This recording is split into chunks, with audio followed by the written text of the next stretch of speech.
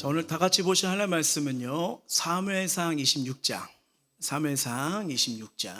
6절에서 12절 말씀입니다.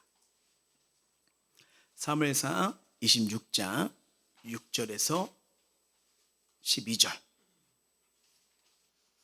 제가 가진 성경책으로는 구약 454면입니다. 다 찾으신 줄 알고 제가 한 절, 우리 성도님들 한 절 읽도록 할게요. 이에 다시 햇사람 아히멜렉과 수레의 아들 요압의 아우 아비새에게 물어 이르되 누가 나와 더불어 진영에 내려가서 사울에게 이르겠느냐 하니 아비새가 이르되 내가 함께 가겠나이다.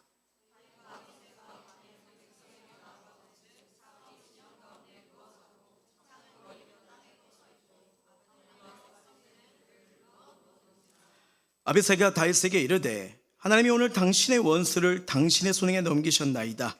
그러므로 청하오니 내게 창으로 그를 찔러서 단번에 땅에 꽂게 하소서. 내가 그를 두 번 찌를 것이 없으리다 하니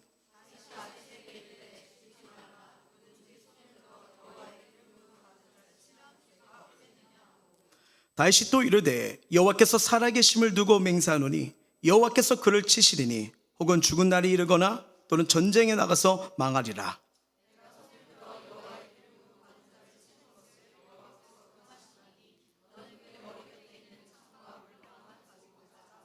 같이요. 다윗이 사울의 머리 곁에서 창과 물병을 가지고 떠나가되 아무도 보거나 눈치채지 못하고 깨어있는 사람도 없었으니 이는 여호와께서 그들을 깊이 잠들게 하셨으므로 그들이 다 잠들어 있었기 때문이었더라. 아멘. 오늘은 우리가 함께 말씀을 가지고 내 손이 아니라 하나님 손으로 말씀을 가지고 우리 사무엘서 말씀을 보고자 해요. 여러분, 소설 이론 중에 인물 분석법이 있습니다. 크게 두 가지겠는데요. 이 인물 분석 이론은요, 인물을 입체적으로 보느냐 아니면 평면적으로 보느냐, 이 두 가지의 구조가 있어요. 그래서 입체적 인물은 뭐냐면요, 작품 중에 한 인물이 나와요. 시간이면서 변화가 일어나고 성장이 이루어지는 그 과정을 입체적 인물이라고 합니다. 근데 그러다 보니까 처음에는 이렇게 어리숙하기도 하고 좀 무능력하기도 하고 힘들겠다 이렇게 되는데 그 삶이 변화되고 성장하면서 정말 열매들이 맺히는 걸 보게 되는데, 이 평면적 인물은요 변하지 않아요. 동일한 성격과 행동 패턴을 유지하는데 이게 평면적 인물인데, 소설을 보거나 책을 보면 이런 기법들이 있다는 것을 보게 되는데, 놀라운 거는 성경에도 그런 것이 있다는 것을 보게 됩니다. 왜냐하면 우리가 보는 이 사무엘서를 보게 되면요, 사울 왕의 모습이 바로 그렇다는 거예요. 사울은요 다윗을 질투하고 미워하고 죽이는 모습이 마치 그 인생의 목적과 방향이 거기서만 미움 가운데 시기 가운데 악한 영에 잡혀 살아간 인생이 그의 모습 속에 계속 꾸준히 나온 걸 보게 돼요. 여러분, 그 왕으로 됐다는 건 뭐냐면 하나님 주신 주권이 있는 거잖아요. 근데 그 권을 개인적인 감정에, 개인적인 문제에, 개인적인 일에만 휩쓰면서 뭔가 삶이 이렇게 점점 하나님의 은혜로 세워졌지만, 이 성경을 통해서 느꼈지만 점점 하나님의 은혜를, 아니 하나님 앞에 나아가지도 않는 그의 모습을 발견하게 됩니다. 오늘 말씀이 바로 그걸 우리에게 말해줘요. 오늘 본문 배경이 어떻게 되냐면요, 광야에 이 10사람들이 다윗이 숨어있는 곳을 다시 사울에게 알려줘요.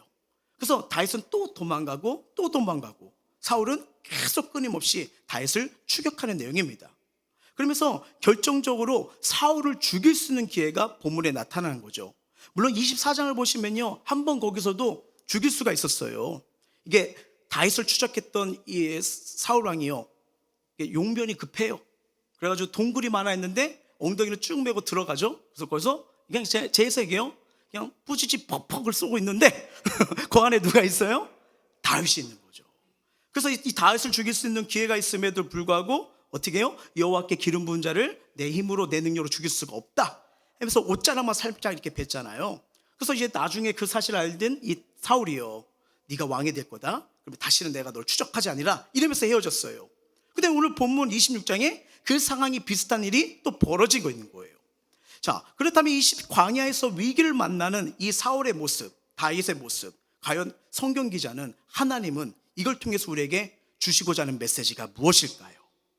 자, 이것을 기억하면서 배경을 하면서 이 말씀 속에 한번 들어가기를 원합니다. 1절 2절이에요.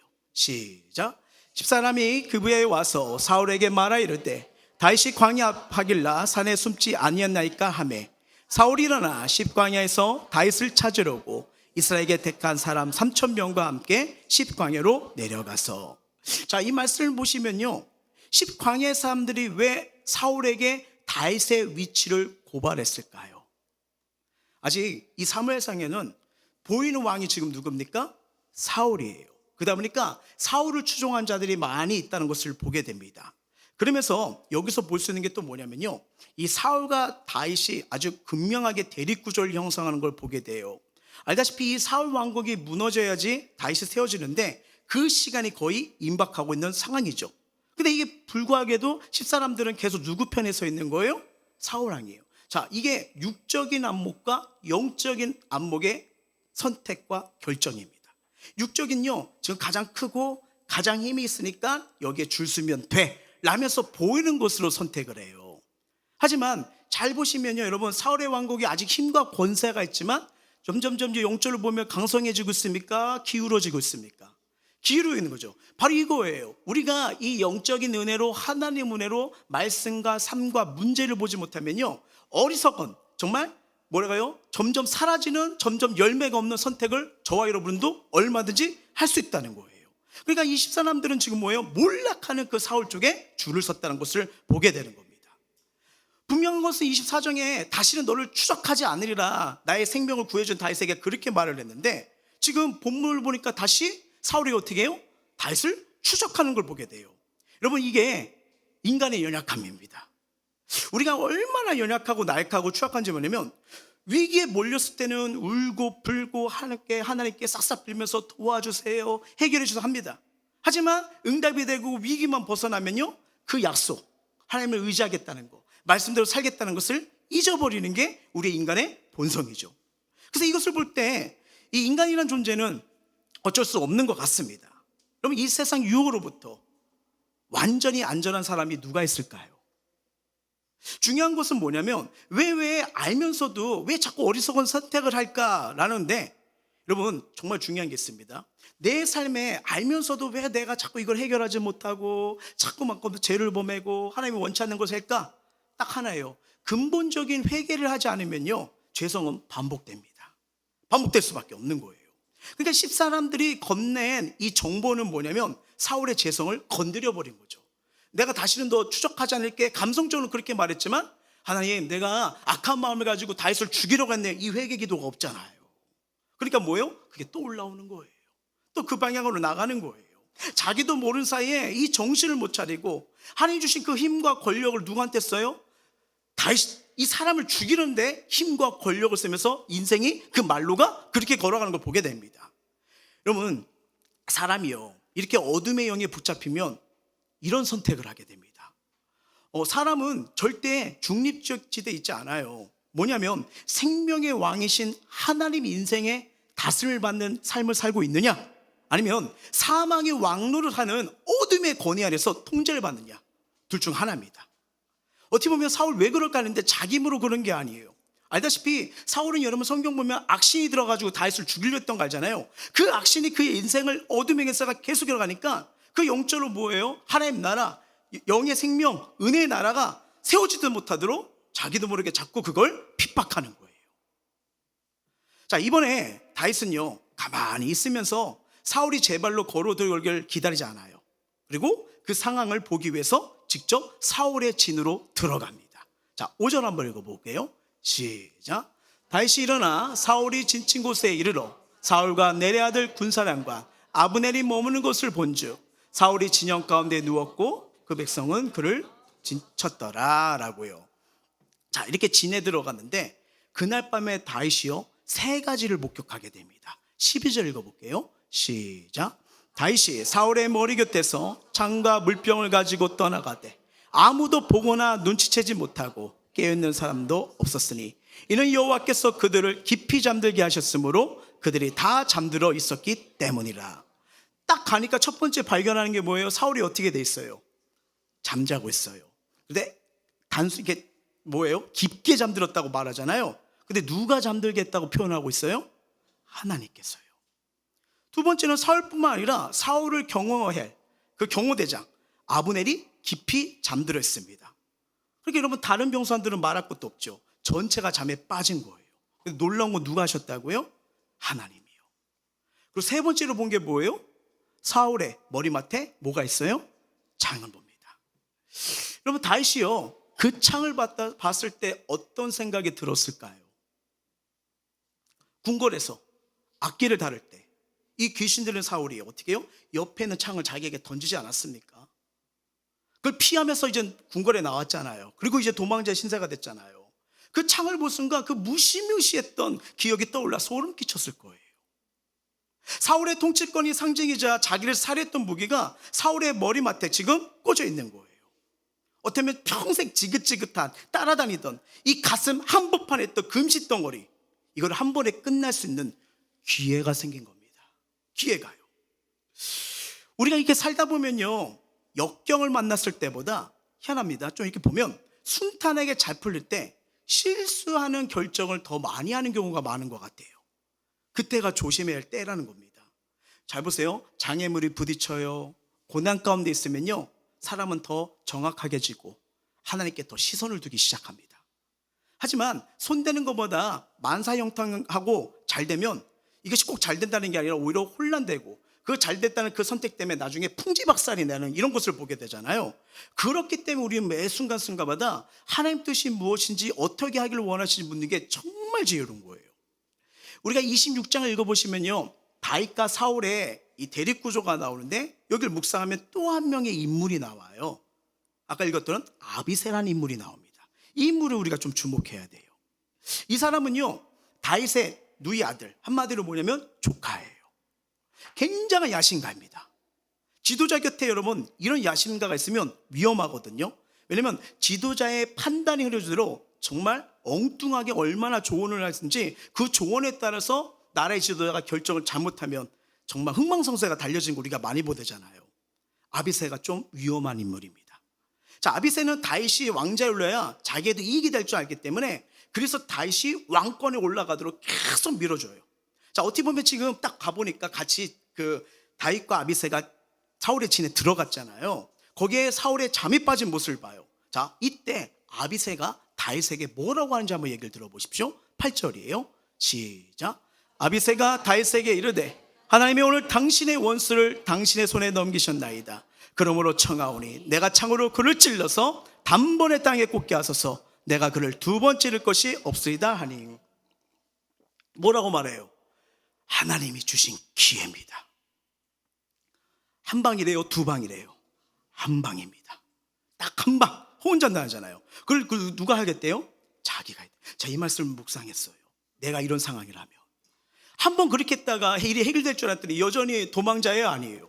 도망자죠. 하나님 제가 그때 살려줬잖아요. 이렇게 뭔가 해결해주고 더 나은 방법을 했는데 여전히 도망자예요. 근데 비슷한 상황이 또 왔어요. 근데 여호와께 기름 부은 자를 죽인 게 좀 마음이 찔렸는데 옆에 있는 부하가 뭐예요? 손대지 마소서, 내가 하겠나이다. 그럼 네가 알아서 하라. 난 분명히 하지 말라고 했다. 네가 알아서 하면서 하나님 보셨죠? 좀 말렸는데 했네요 하면서 저는 그럴 것 같아요. 지금 몇 분이 저를 나쁜 사람으로 보고 있는데 어떻게 할 수 없어요. 이게 저의 연약함입니다. 저도 그럴 것 같아요. 예, 기회 아닙니까? 더구나 여러분 사울이 지금 어떤 상태예요? 잠들었는데 어떻게 해요? 깊이 잠들었어요. 그리고 내 목숨 원수잖아요. 내 인생의 가장 큰 암덩어리, 슬픈 덩어리, 고난 덩어리인데 이것만 해결하면 돼요. 그 상황이 온 거예요. 여러분 거의 이런 상황이면 이건 진짜 기회다. 하나님 날 불쌍히 여겨서 나의 눈물을 아시고 나의 이렇게 정말 부도덕한 것이 아니라 내가 그래도 온전히 살린 이 모습 기억하시고 나에게 기회 주는 거다, 이런 거 아니겠습니까? 물론 하나님의 기름 부은 자를 내가 처단하는 게 마음에 걸리지만 근데 내가 하는 게 아니에요. 내 부하가 해주겠대요. 그게 뭐예요? 모른 척하면서 난 하지 말라고 했다 하면서 눈 감으면 되잖아요. 근데 여러분 모른 척하고 눈 감는 것도 죄인 걸 아십니까? 다수에 속해 침묵하는 것도 죄입니다. 왜냐하면 눈 감아버린다고 그 죄악의 영향에 빠져나오는 게 아니잖아요.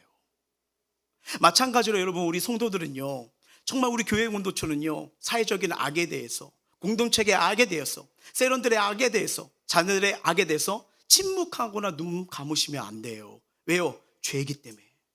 죄는요 하나님 관계를 막고요, 은혜를 막고요, 결국 뭐예요? 사망으로 갑니다. 그래서 기도하면서 죄에서 돌이키도록 사랑으로 기도로 말해줘야 돼요. 여호와께 돌아와야 됩니다. 그건 결국 멸망입니다. 그래야 우리가 사랑하는 영혼 살릴 수도 있기 때문이에요. 어떻게 보면 다윗은 내적으로 큰 위기와 커다란 유혹을 맞이한 거죠. 근데 다윗은요, 기회라고 생각할 수 있지만 하나님을 향한 신앙을 더 중요하게 여기는 인물이었어요. 여러분, 그의 신앙이 뭘까요? 어떤 일이 있어도 자기는 하나님의 기름 부은 자를 대적하지 않는다는 거예요. 이게 무슨 말이에요? 나의 인생은 내가 만들어가는 인생이 아니야. 하나님 손에서 이루어져. 하나님의 주권, 그분의 인도하심, 역사를 믿는 신앙이었어요. 자, 이게 어디서 드러나냐? 9절 10절 보시면 돼요. 시작. 다윗이 아비새에게 이르다. 죽이지 말라. 누구든지 손을 들어 여호와의 기름 부은 자를 치면 죄가 없겠느냐 하고, 다윗이 또 이르되 여호와께서 살아계심을 두고 맹세하노니 여호와께서 그를 치시리니 혹은 죽은 날이 이르거나 또는 전쟁에 나가서 망하리라. 내가 손을 들어 여호와 기름 부은 자를 치는 것을 여호와께서 금하시나니 너는 그의 머리 곁에 있는 창과 물병만 가지고 가자 하고. 먼저 9절 보시면요, 다윗은 하나님의 기름 부은 자 사람을 죽이는 건 그 사람에게 기름 부어 왕으로 세우신 하나님의 권위를 무시하는 거, 대항하는 걸 알잖아요. 그래서 자기 힘으로 자기 능력으로 하려고 하지 않아요. 그리고 10절 보시면요, 여호와의 살아계심을 맹세한다잖아요. 여호와께서 그가 나의 힘듦과 어려움을 하시면 심판을 누가 한다는 거예요? 하나님이 하신다는 거예요. 죽는 날이거나 전쟁에 나가서 망하리라. 이게 뭐예요? 자, 인간적으로 보면 이건 기회야. 하나님이 나에게 주신 기회라고 생각할 수 있어요. 하지만 다윗을 하나님의 시각에서 보니까 뭐예요? 야, 하나님 날 이처럼 사랑하사 이렇게 지켜주시는구나. 해석이 달라요. 해석이 달라요. 이 증거를 생각했다는 거예요. 여러분, 똑같은 일에 대해서 사람의 입장에 따라서 얼마나 생각이 달라지는지 모릅니다. 왜냐하면 그 생각대로 인생은 가거든요. 그 생각대로 선택과 결정이 이루어지기 때문이에요. 인간적인 입장에서 보면 다윗은 하나님이 2번씩이나 주신 기회를 살리지 못한, 왜 이렇게 바보야? 왜 이렇게 도망가려고 그래? 그냥 한 대 치면 되잖아. 한 방이면 되잖아. 판단력이 없는 사람으로 인간적으로 볼 수 있어요. 그런데 다윗의 입장은요, 하나님이 자기를 사랑하신 증거이자 사울을 죽이라는 증거가 아니라는 거예요. 똑같은 현상에 대해서 그 사람이 가지고 있는 신앙에 따라 완전히 다른 결과가 나온다는 걸 성경 우리에게 말씀하고 있는 거예요. 그래서 여러분, 믿는 사람들은 믿지 않는 사람들과 멍해를 짓는 게 쉽지가 않아요. 왜냐하면 모든 일을 보는 시각이 다르기 때문입니다. 우리 이 세상에서 여러분, 아무리 좋은 기회가 제공된다 할지라도 이것이 하나님이 원하시고 기뻐하시는지 구별하는 이 시간을 가지시길 주의 이름으로 축원합니다. 이게 하나님이 주시지 않는 기회라면 아무리 많은 돈을 받고 훌륭한 대접을 받는다 하더라도 여러분, 그거 오래 가지 못해요.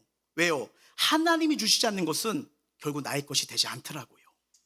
그래서 무엇이든지 남이 하라고 해서 뭐 세상이 이러니까, 주변이 이러니까 하는 게 아니에요.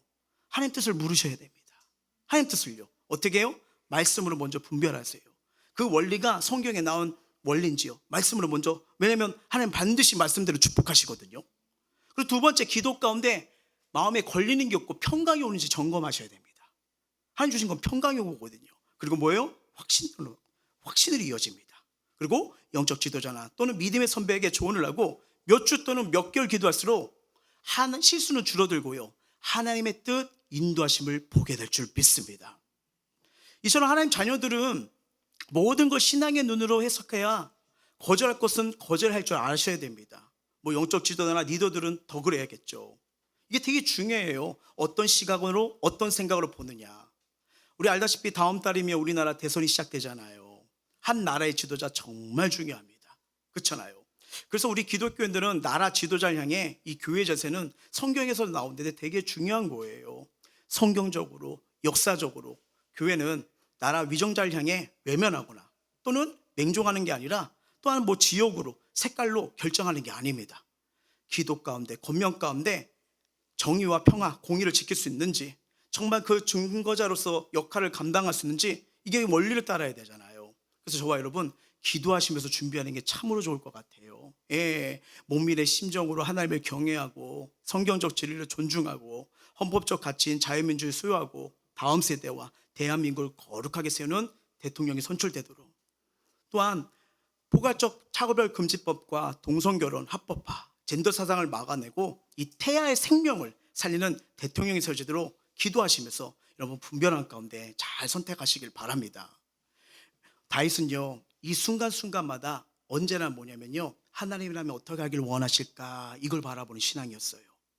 그러다 보니까 아빗의 유혹이 있었잖아요. 이런 상황 오면 정말 흔들릴 것 같아요. 하지만 그 시험과 위기를 벗어나고 있습니다. 왜냐하면 다윗의 왕국은요, 그런 걸로 세우면 안 되거든요. 왜냐하면 알다시피 성경은 신문대로 뭐요? 거두리라고 하잖아요. 나중에 여러분 솔로몬 이후에 르호보암과 여로보암으로 북이스라엘과 남유다가 갈라지잖아요. 북이스라엘 보십시오. 계속 쿠데타입니다. 죽이고 자꾸 하나님의 힘으로, 하나님 힘으로 해볼까? 큰일 나지. 인간의 힘으로, 인간의 방법으로, 인간의 능력으로 죽이니까 계속 왕권이 바뀌어요. 쿠데타가 계속 일어나요. 하지만 남유다는 어떻게 합니까? 성경대로 약속대로요, 계승 이어가잖아요. 그런 거죠. 인위적으로 노력으로 탈취해버리면 다윗의 왕국은 오래 못 갑니다. 그렇잖아요. 그래서 다윗은 뭐예요? 하나님의 은혜로, 하나님의 방식이 임하도록 지금 기다리고 있는 거예요. 이게 다윗의 왕국의 하나님 나라입니다. 그 은혜와 그 믿음으로 걸었기 때문에 나중에 그 다윗의 후손을 통해서 누가 와요? 예수 그리스도가 오신 줄 믿습니다. 어떻게 보면 다윗에게는요, 사울이 자기 목숨을 노리는 것보다 아빗의 유혹이 지금 더 큰 거예요. 그래서 다윗은 여기에서 안 된다고 단호히 말한 겁니다. 다윗은요, 여러분 사무엘상 25장 그때 말씀드렸는데 큰 실수가 있었잖아요. 나발에게 모욕을 당하자 자존심이 상해서 분노해서 직접 부하들 데리고 자기가 칼을 차고요, 나발을 죽이러 갔잖아요. 그 혈기를 막았던 여인이 뭐예요?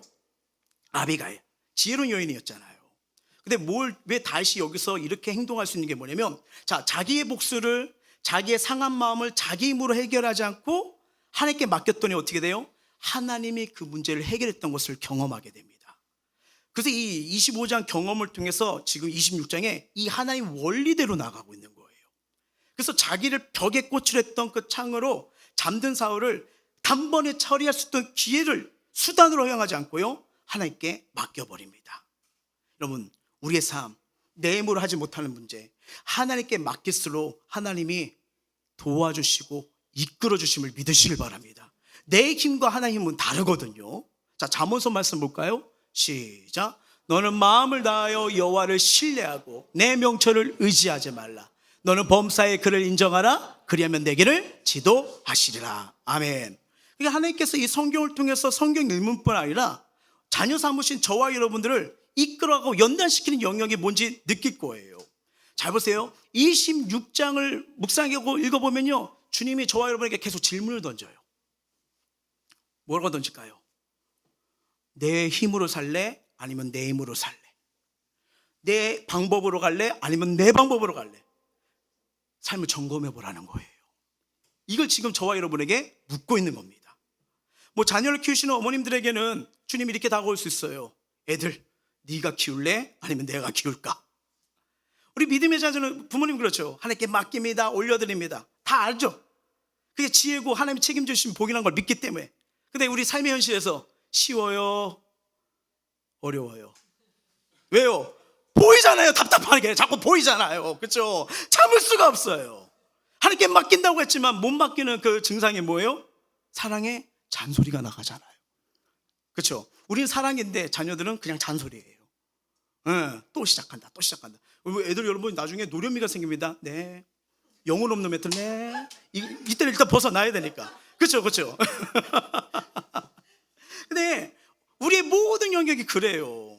근데 하나님께서 물어보시는 거예요. 너의 힘으로 살래? 아니면 나의 힘으로 살래?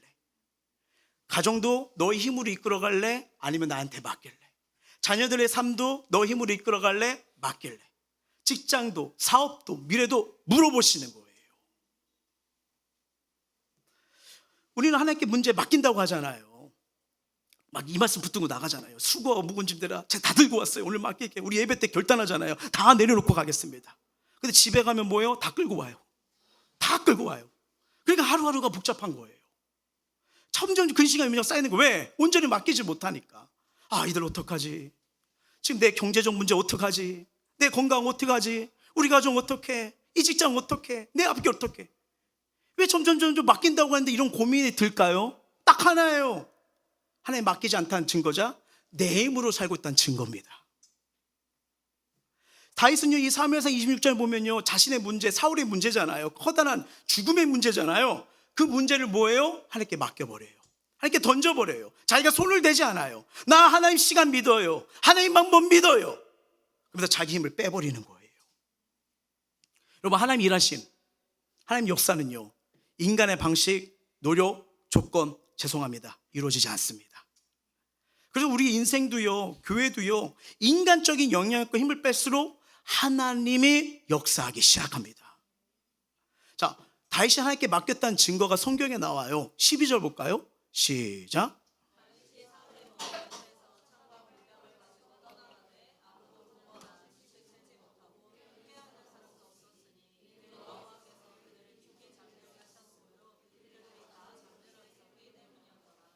자, 다윗이요, 자신의 미래를 위해 하나님께 맡기기 위해서 작은 일에부터 하나님 뜻에 복종하잖아요. 그때는 사울의 옷자 죽이지 않았잖아요. 옷자락 모양 것도 마음이 아팠어요. 그래서 이번에 옷자를 베지 않아요. 그의 물병과 창을 훔쳐서 진을 빠져나옵니다. 이게 그래서 다윗의 증거물이죠. 뭐예요? 사울 왕이요, 나는 당신을 죽일 의사가 없어요. 증거예요. 자, 사울의 나라, 육의 나라잖아요. 지금 뭐예요? 하나님 나라가 싹트기 시작합니다. 예, 성경 기자는 사울이 깊이 잠들었다는 이야기를 계속 강조하는 걸 보게 되잖아요. 뭐예요? 하나님이 지금 누굴 붙들고 있는지, 누구에게 도움을 주고 있는지 보라는 거예요. 여러분, 하나님이 우리 인생을 붙들고 있음을 믿습니까? 우리와 함께 하심을 믿습니까? 죽지 않아요. 하나님 허락하지 않기까지는 우리를 보호하십니다. 인간적으로 보면 힘과 권세가 다윗을 죽이려고 계속 찾아오지만 다윗이 사울에게 잡힌 적이 있나요? 아니요. 하나님이 보호하시면 됩니다. 하나님 지키시면 됩니다. 그 은혜를 우리에게 보여주는 거예요. 자, 다윗이요, 이 사울의 머리맡에 있던 창과 물병을 이렇게 챙겨서 이제 건너편 골짜기로 넘어가요. 때는 밤입니다. 얼굴은 알아볼 수 없지만 이렇게 얘기하면 목소리 알려줬잖아요. 자, 다윗이 큰 소리로요, 군대 장관에게 아브넬 경호대장, 사울의 경호대장 아브넬을 불러요. 아브넬아, 이렇게 부르며 이렇게 말을 합니다. 15절부터 17절이에요. 시작. 아브넬에게 이르되 내가 용사가 아니냐? 이스라엘 가운데서 너 같은 자가 누구냐? 그런데 내가 어찌하여 내 주왕을 보호하지 아니하느냐? 백성 가운데 한 사람이 내 주왕을 죽이려고 들어갔습니다. 내가 한 이 일이 옳지 못하도다. 여호와께 살아계심을 두고 맹세하니 여호와의 기름 부음 받는 너희 주를 보호하지 아니하였으니 너희는 마땅히 죽을 자이니라. 이제 왕의 창과 왕의 머리 곁에 물병이 어딨나 보라 하니 사울이 다윗의 음성을 알아듣고 이르되 내 아들 다윗아, 이것이 내 음성이냐 하는지라. 다윗이 이르되 내 주 왕이요 내 음성이다 하고. 경호대장이 같이 잠자고 있잖아요. 다윗이 그걸 지적하면서 책망하고 있는 거예요. 자, 골짜기에 두고 하나를 두고 이 대화가 오고 갑니다. 이때 사울이 듣고 깨어나요. 그리고 사울 왕이 다윗에게 이렇게 말해요. 18절 시작. 또 이르되 내 주는 어찌하여 주의 종을 쫓으시나이까? 내가 무엇을 하였으며 내 손에 무슨 악이 있나이까? 자, 다윗이 이 말이요, 제가 질문을 던져볼게요. 사울 왕에게 한 질문일까요? 아니면 하나님께 한 질문일까요? 하나 찍으시면 돼요. 자, 어떻게 보면 흐름상 이렇게 왕에게 한 거죠. 사울 왕처럼 보일 수 있잖아요. 뭐 이게 좀 학자들, 성경학자들 의견들이 있는데, 이게 가만히 묵상하고 보게 되면요, 사울에게 묻는 형식이지만 하나님께 묻고 있는 것으로 볼 수 있습니다. 우리 사람에게 나보고 어쩌라고 하면서 아우성치며 불만을 털 수 있지만, 이 다윗은요, 하나님 앞에서 지금 자기의 처지와 상황을 그런 식으로 하나님께 묻는 거예요.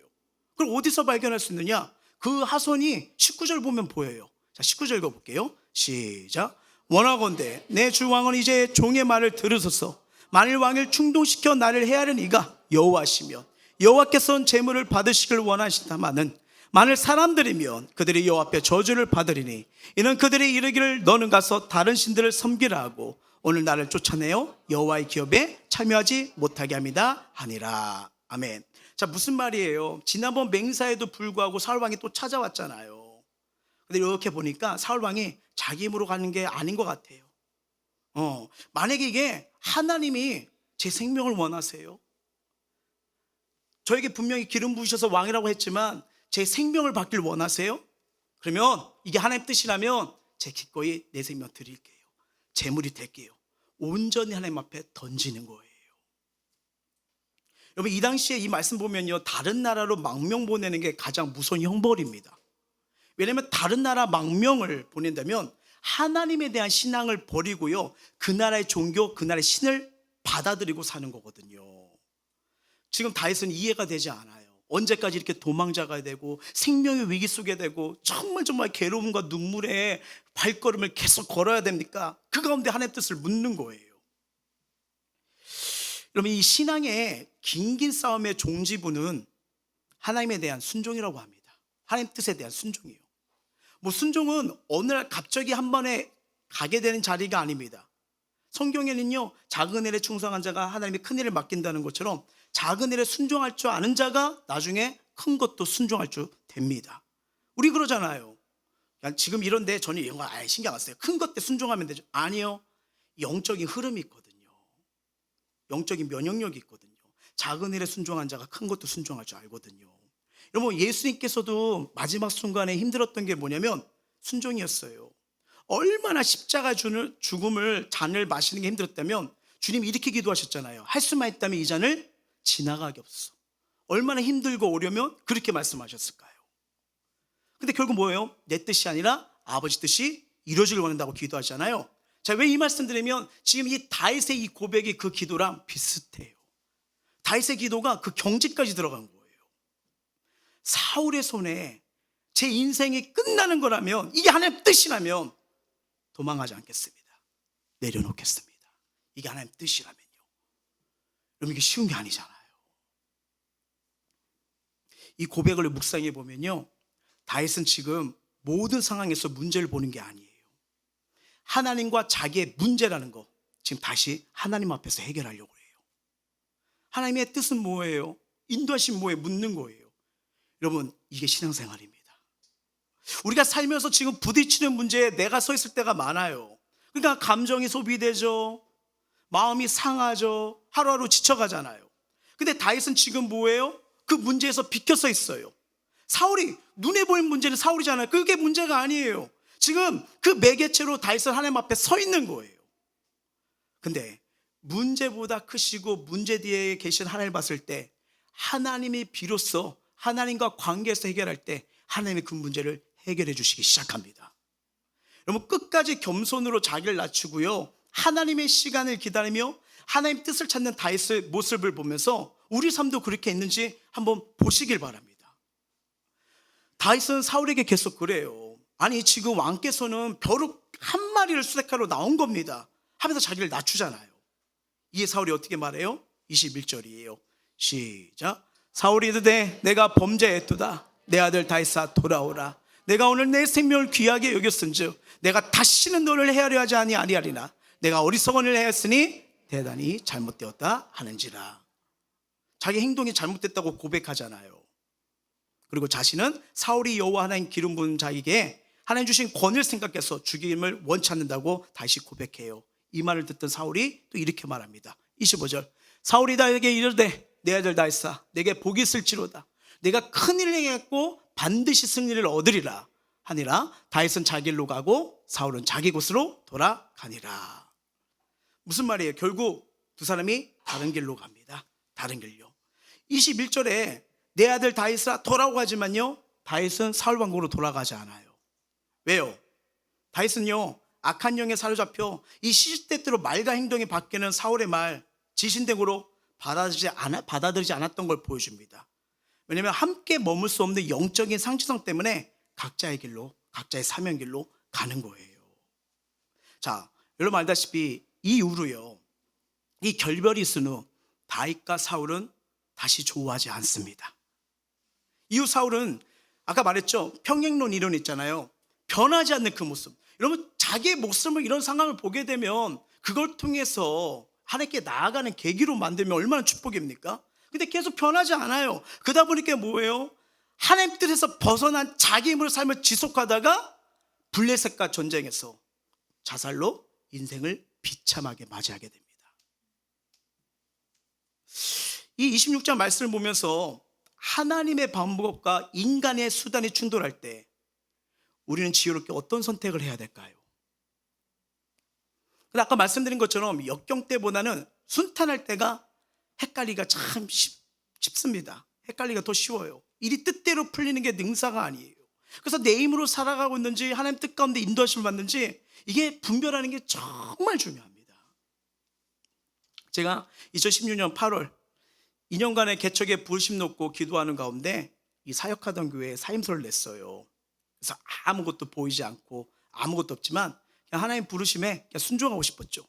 그래서 나는 연약하지만 한 사람이라도 구원하여 하나님께 인도하려면 교회가 하나 세워지면 최소 한 사람 이상은 또 구원할 수 있지 않을까, 그렇게 했죠.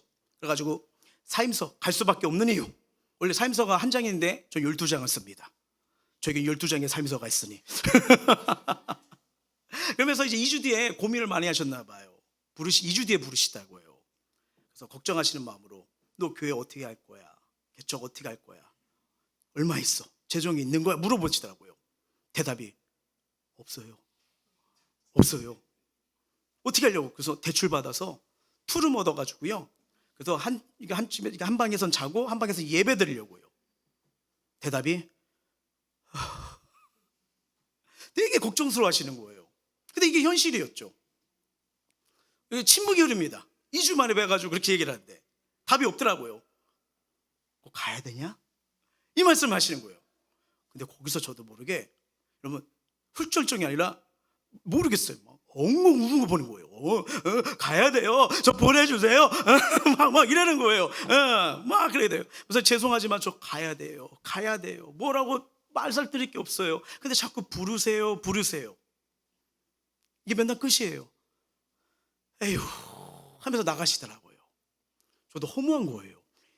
몇 년 동안 기도하고 이렇게 삶에서 내고 2주 만에 이렇게 면담을 했는, 너무 바쁘셔가지고 면담하는 게 쉽지가 않거든요. 근데 그 면담이 이렇게 에휴, 저도 에휴, 그 다음에 한 거 엉엉 운 거, 이거밖에 없어요. 그래가지고 그냥 나오자마자 기도실 가서 울었죠. 아니 이게 뭡니까? 머리로는 이런 거 질문하시면 이렇게 해야지, 이런 거 질문하시면 이렇게 해야 되는데 이런 질문은 하나도 안 나오고요. 막 이런 가운데서 그래서 기도하면서 제가 가서 운 게 뭐냐면, 이거 내 힘으로 하는 게 아니구나. 하나님이 부르시고 하나님 역사하시고 하나님 이끄셔야 되는구나 하면서 이젠 그거밖에 없는 거예요. 자, 그러면서 한 며칠 지났는데 그 당시 세계 선교를 담당한 목사님이 부르신 거예요. 혹시 1년만 더 있다 가시면 안 될까요? 라고요. 그때 되면 세계 선교부에서 좀 더 이렇게 도와주시고 그 다음에 책정해 주시고 또 이렇게 할 것 같은데, 그러면 1년만 있다 가면 더 상황이 좋아질 것 같습니다 라고요. 생각해 주시는 그 마음이 너무나 고맙더라고요. 근데 기도하면서 생각을 했는데, 이게 1년 동안 기다리면서 좋은 환경, 좋은 조건도 좋지만 어느 순간 내가 하나님을 기다리기보다는 상황을 바라고 도와줄 사람을 찾는 그런 모습이 생길 수 있겠구나 생각 들어가지고 결단했어요. 아니요, 저 나갑니다. 저 나갑니다. 이 믿음은 흔들리지 않게 해달라고 하면서, 그러면서 좀 더 이렇게 더 있어도 된다 이렇게 하셨는데 그냥 나와봤어요. 그리고 왔죠. 그래서 제가 생각해도 멋있는 거예요. 와, 이거 멋있다. 그럼 하나님께 길을 여시겠다. 더 어려워지더라고요. 더 어려워지더라고요. 와, 여러분 아무것도 아닌데 이 개척 초기 때 뭐 지금도 마찬가지지만, 여러분 교회에 하나님 접시가 없어요. 접시 채워주세요. 젓가락 없어요. 젓가락 채워주세요. 의자가 없어요. 의자 없어요. 이게 맞는 건데 그렇게 기도하는데 이렇게 기도할 줄 몰랐어요.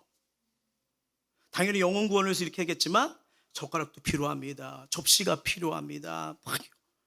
정말 여러분이 앉아있는 거 뭐 어떻게 생각할지 모르지만 이거 정말 다 눈물의 기도를 한 거예요. 인테리어부터 시작해서 계속이요. 근데 어쩔 때는 저도 이런 기도를 할 줄 몰랐거든요. 제가 언제 젓가락 놓고 기도하나요? 접시까지 이게 부르심이고 이런 기도가 맞습니까? 그래서 얘기하다 보니까 처한 현실을 보니까 답답할 때도 있고, 정말 언제까지 이런 기도를 해야 될까, 이런 모습을 나야 될까, 정말 원치 않는 그런 모습을 경험할 때도 있더라고요. 근데 놀라운 거 뭐냐면 작든 크든 간에 엎드리면 어느 순간 하나님이 해결하시는 거예요. 하나님 이렇게 기도하는 게 맞아요? 이렇게 섬기는 게 맞아요? 이렇게 세워가는 게 맞아요? 라고 할 때. 근데 여러분 희한한 건 뭐냐면, 주님 앞에서 울어보신 분들 알겠지만 하나님만이 닦아주는 은혜의 손길이 있습니다.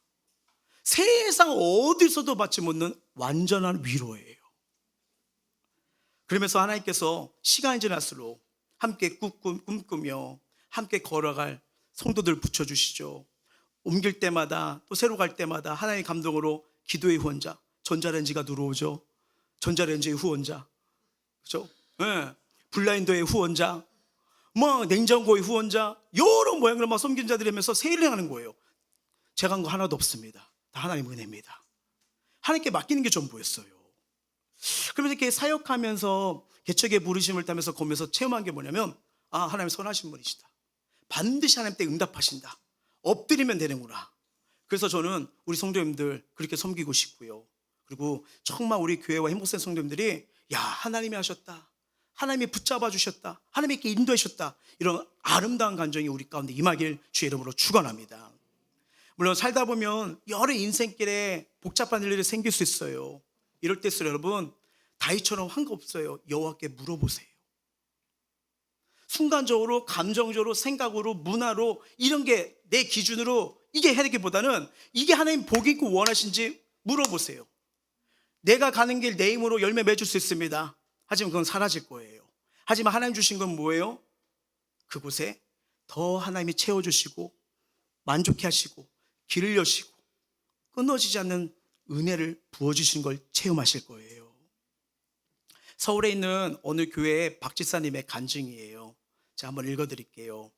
그만하자. 여기까지인 것 같다. 서울 외곽에 작은 도시락 가게를 운영하던 박 집사님은 어느 저녁 텅 빈 가게 안에서 식은 국을 마시며 하나님 앞에 조용히 포기 선언을 했습니다. 코로나 이후 줄어든 주문, 매달 쌓여가는 공과금, 하루 한 끼도 못 챙기는 날이 많아졌습니다. 무엇보다 아이가 아빠 얼굴을 못 본다고 토라진 날엔 그가 도시락통을 싸다가 눈물을 흘렸다고 고백했습니다. 그날 밤 그는 혼잣말처럼 말했어요. 하나님, 정말 여기가 끝인가요? 그러던 중 프랜차이즈 업체에서 연락이 왔습니다. 가게를 통째로 인수하고 본사는 브랜드만 쓰게 해줄 테니 그는 직원으로 일하면 된다는 제안이었죠. 조건은 정말 좋았습니다. 정직한 도시락집에서 프랜차이즈로 전환만 해도 권리금 수천만 원, 생활은 안정되고 미래도 보장되는 것 같았습니다. 하지만 그날 밤 성경책을 펼친 그의 눈에 한 구절이 걸렸습니다. 무엇이든지 믿음으로 하지 않는 건 죄니라. 그는 그 구절 앞에서 무릎을 꿇었습니다. 하나님, 이게 기회라면 제가 받겠습니다. 하지만 이게 유혹이라면 저로 분별하게 하옵소서. 며칠을 기도하며 지났고 마음이 정리되었습니다. 나는 내 가게를 만들고 싶었던 게 아니라 하나님의 식탁을 만들고 싶었지. 밥 한 끼를 통해 누군가 위로받고 주님의 사랑을 느꼈으면 좋겠다 했었지. 이래서 이 가게를 세운 거지. 그는 전화를 드려 제안을 정중히 거절하고 다시 이른 새벽에 일어나 밥을 짓기 시작했어요. 편한 건 없어요. 어려움, 현실, 막막함. 주방 조리대 앞에서 그는 눈물로 이렇게 기도했습니다. 하나님, 이 일은 이제 저희 손을 떠났습니다. 저는 그저 정직하게 하고 주님의 뜻대로 하옵소서.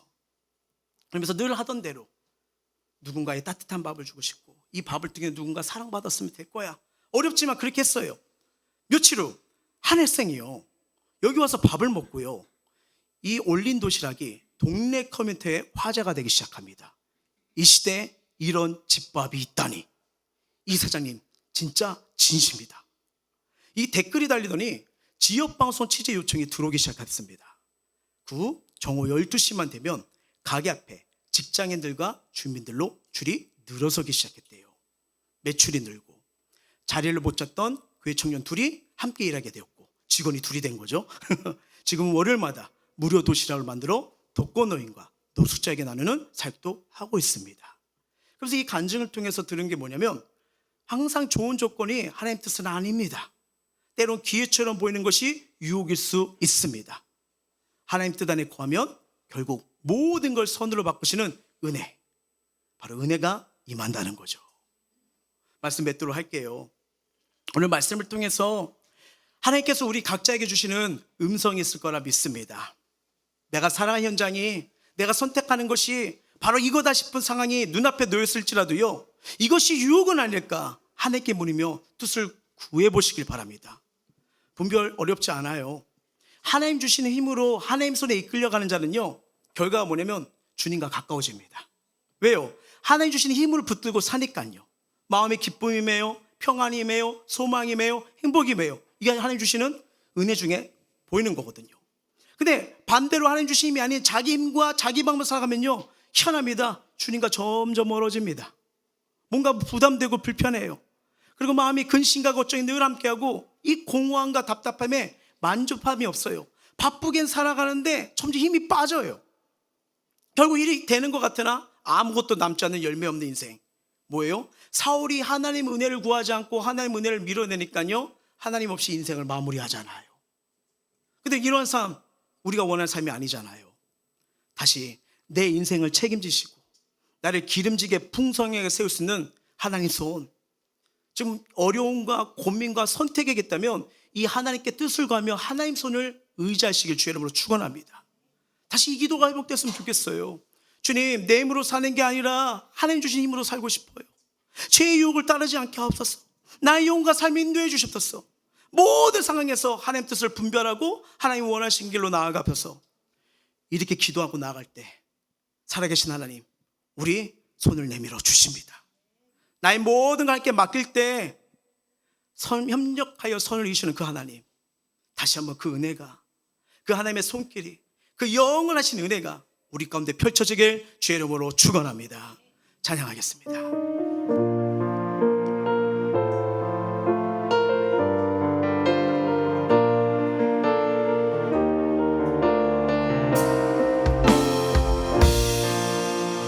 의지했던 모든 것 변하고, 의지했던 모든 것 변해가고, 억울한 마음은 커져가네. 부끄럼 없이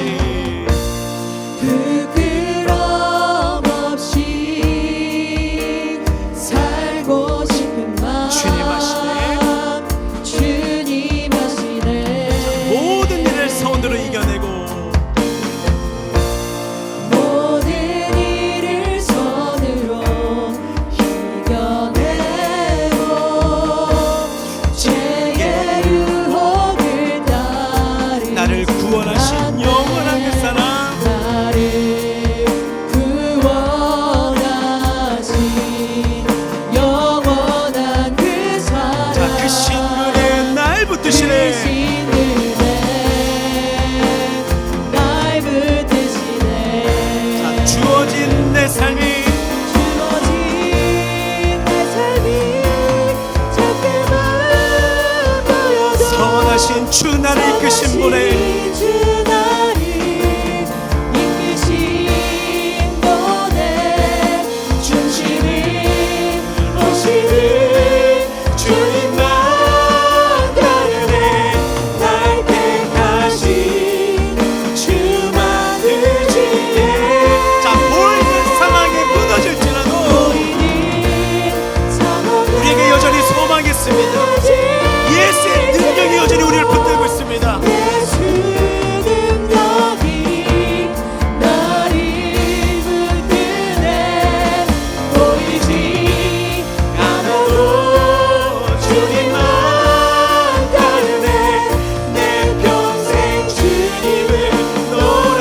자, 보이는 상황에 무너질지라도 예수 능력이 보이는 상황에 무너지지라도 예수 능력이 나를 붙드네. 보이지 않아도 주님만 따르네. 내 평생 주님을 노래하리라. 자, 이 시간 우리 기도하면서 결단한 마음으로 나아가길 원하는데요, 무너지는 상황, 숨이 막혀오는 상황, 사방에 막힌 상황일지라도 거기에 하나님의 뜻이 있다면요, 하나님이 날 세우시고 도우시고 일으켜 주십니다. 우리의 힘과 내 손으로는 되어지는 것 같지만 희한해요. 하나님의 방법, 하나님의 지혜, 하나님의 뜻을 내려놓을수록 갈수록 틀어지고 아파하고 괴로워하는 거. 근데 하나님 뜻이라면 마치 뒤처지는 것 같아요. 실패하는 것 같아요. 바뀌지 않는 것 같아요. 하지만 하나님은 다윗처럼 힘을 공급해 주시고 하나님의 시간에서 다윗의 나라를 세운 것처럼 우리를 반드시 책임지시고 세우시는 은혜 주실 줄 믿습니다. 중요한 건 내 힘과 내 손의 방법이 아니라 하나님의 힘으로 전능하신 하나님의 손을 의지하며 말씀 가운데, 기도 가운데 한번 물어보세요. 우리의 선택의 상황, 결단의 상황 가운데서 하나님께 맡기는 인생을 되길 원하며 이렇게 기도하며 나아가길 원합니다. 하나님, 좋은 조건이 아닌 주님의 뜻을 따르게 하여 주옵소서. 내 힘이 아닌 하나님 손으로 살아가게 하여 주시고 모든 것 주님께 맡깁니다. 나의 인생도, 가정도, 교회도, 사역도, 자녀도, 미래도 모두를 주님 손에 올려드립니다. 선하게 이끄시는 하나님의 역사가 임하게 하여 주시옵소서. 우리 마음을 토하고 입술 열어 간절히 기도하시겠습니다.